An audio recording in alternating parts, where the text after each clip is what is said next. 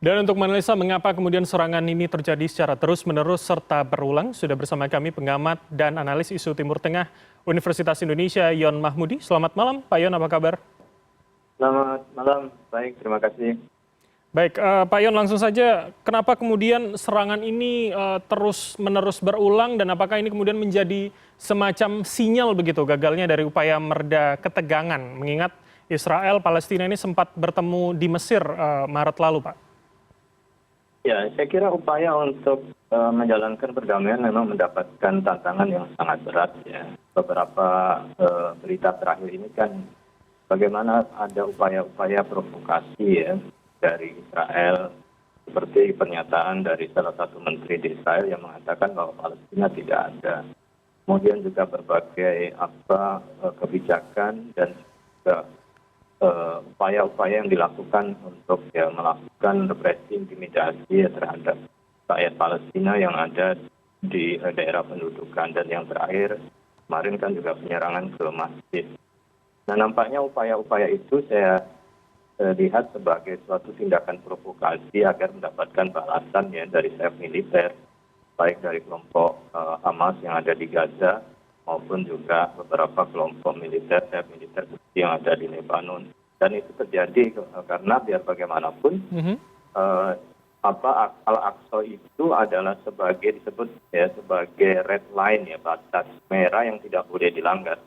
Nah, saya kira Israel tahu betul bahwa itu adalah suatu pelanggaran, tapi dengan itu akan ada serangan balasan dan ada semacam alasan ya untuk melakukan operasi militer atau serangan balik yang lebih besar ya, dampaknya ke Gaza maupun tempat lain seperti ke Lebanon. Nah, ini saya kira yang menjadi hambatan terutama terjadi di dalam pemerintahan Israel sendiri yang cenderung ya mengikuti sayap kanan ya, yang sangat ultranasionalis itu. Baik, berarti artinya provokasi memang sengaja dilakukan untuk kemudian mencari semacam alasan bisa melakukan penyerangan dengan alasan balasan begitu. Artinya ini kemudian memang tidak ada niat begitu ya Pak untuk kemudian mencari resolusi dua belah pihak begitu ya?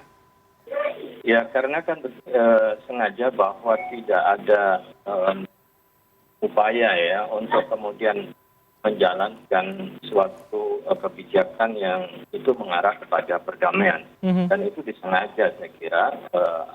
Ini kan di tengah-tengah pada situasi krisis politik yang cukup memprihatinkan di internal Israel itu sendiri. Maka upaya untuk mengalihkan mengarahkan ya solidaritas atau kelompok-kelompok garis keras itu menjadikan Palestina sebagai musuh utama, agar kemudian mereka bisa beralih ya pada masalah yang ada di internal. Nah, ini saya kira itu kan suatu kesengajaan ya, agar kemudian ada alasan juga mereka melakukan serangan dan menjadikan Palestina itu sebagai ancaman keamanan bagi negara dan rakyat Israel. Saya kira ini yang terjadi ya. Baik, Pak Yon, berarti menurut Anda ini sangat juga terkait begitu bagaimana kemudian dinamika internal Israel atau kemudian paling tidak demonstrasi besar-besaran beberapa waktu terakhir ini kemudian mengarahkan agar mereka punya musuh bersama agar lebih solid begitu di dalam Israel sendiri?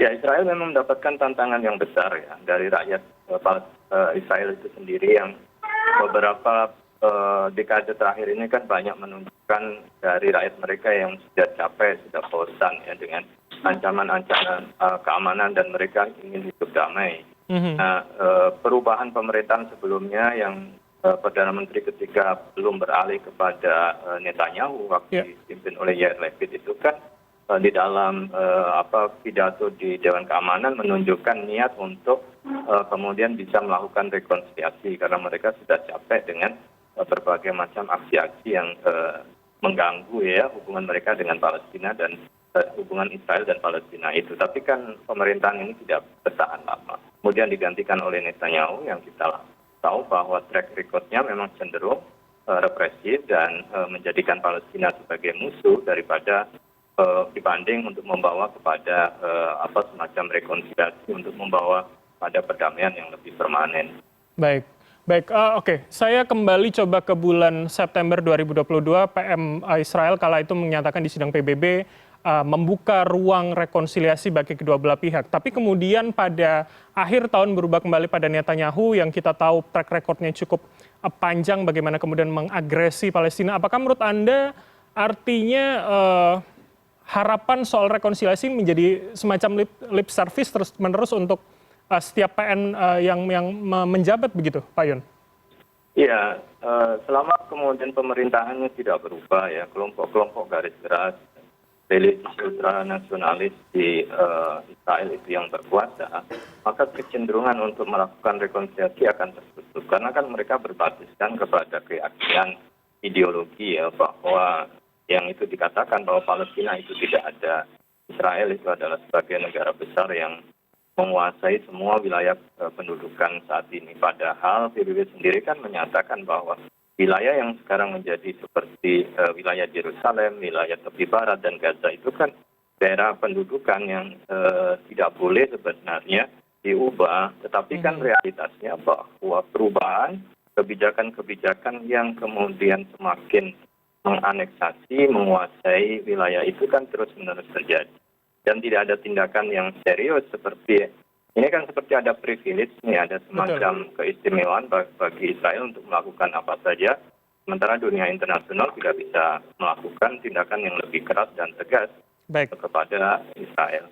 Baik Pak Yon, oke. Ini menarik kemudian Anda sudah menyebutkan bagaimana reaksi dunia internasional terbagi dua yang rasanya sebagian pihak mengatakan ini juga double standard. Kalau kita mengacu pada apa yang terjadi kemudian Rusia, Ukraina, Cina, Taiwan begitu.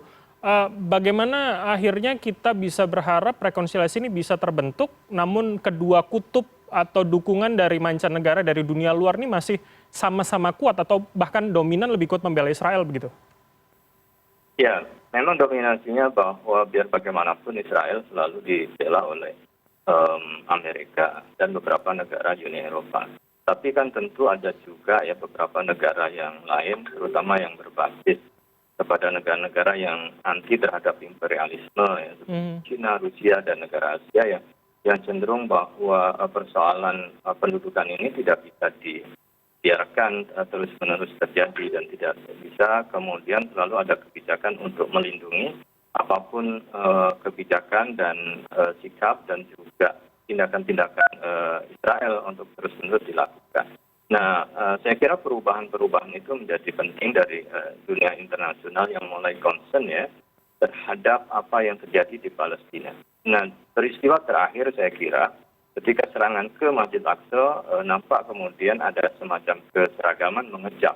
Amerika sendiri mengecam, Kanada mengecam, China mengecam, dan lain sebagainya. Walaupun kemudian itu bisa dialihkan masalahnya dengan adanya serangan roket dari Gaza ya ke Israel dan Israel melakukan serangan balasan dan itu balasannya kan lebih besar dan dampaknya sangat mematikan ya. Baik. Oke, saya ingin terakhir begitu menarik ini ke ranah yang lebih domestik di kita. Bagaimana kemudian peran Indonesia agar tepat sasaran tidak hanya mengeluarkan statement soal keprihatinan mendukung Palestina dan apa kemudian dampak yang akan mungkin bisa dirasakan Indonesia? Ya, saya selalu menyarankan ya agar Indonesia terlibat lebih dalam lagi dalam perencanaan maupun juga aksi yang tidak hanya sebatas kepada statement. Itu nanti kan bisa ditunjukkan ya kalau perlu ada utusan khusus untuk Palestina yang bisa memantau setiap saat perkembangan yang ada dan bagaimana peta perdamaian itu bisa dijalankan yang bisa dilakukan dengan bernegosiasi lobby dengan negara-negara besar yang lain untuk memastikan bahwa arah two-state solution itu bisa dijalankan begitu ya sehingga tidak menunggu pada peristiwa ataupun juga hal-hal yang hanya pada akhirnya menunjukkan pada sikap yang cenderung reaktif ya untuk memberikan statement. Saya kira perencanaan lebih dalam lagi tentang menjadikan apakah Palestina akan menjadi prioritas utama untuk bisa diselesaikan menuju perdamaian ke depan. Nah ini saya kira penting dan harus ada langkah yang serius. Ya. Apakah perlu ada semacam special envoy untuk Palestina agar kemudian hal-hal yang berkaitan dengan Palestina dan yang lainnya itu bisa kemudian diawasi, dipantau dan juga bisa dipertanggungjawabkan kepada publik Indonesia secara umum.